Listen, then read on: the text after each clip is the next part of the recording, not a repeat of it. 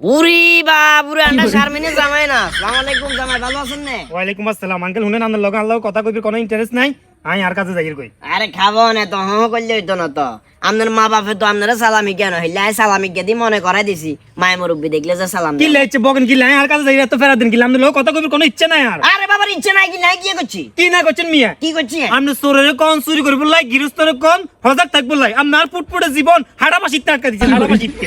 আর মাথায় কিছু ধর নাই, কইলাম কি?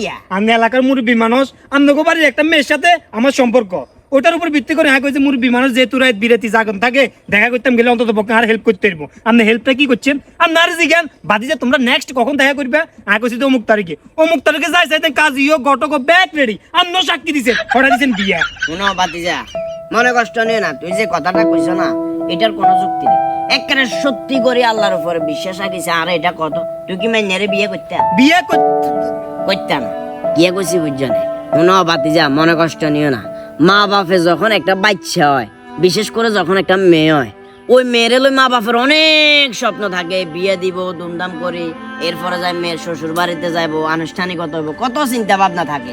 কিন্তু তোমরা মতো কিছু কিছু হলার কারণে কিছু কিছু মেয়ের মা বাপের স্বপ্ন দুলোর লগে মিশি যায়। কি কইছি বুঝছ না?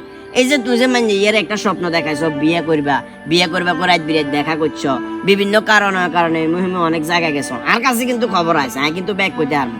কখনো পার্কে জ্বর, কখনো রেস্টুরেন্টে জ্বর, রাত বিরাত দেখা করবে লাইয়র, এগুলা তো বালানো বাতিজা। একটা কথা আছে না, হারামে আরাম নাই। তোমরা যে সম্পর্কটার ভিতরে আসিলা, এটা আসিল হারাম সম্পর্ক।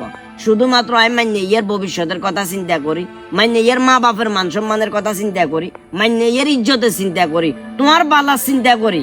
আমি মান্যের মা বাপের কইছি যে দেখেন আপনার কো মান্যও প্রাপ্ত বয়স্ক হয়ে গেছে, হোলাইও বালা, হোলা কোনো খারাপ নয়, তোমার নামে উল্টায় সুনাম করছি।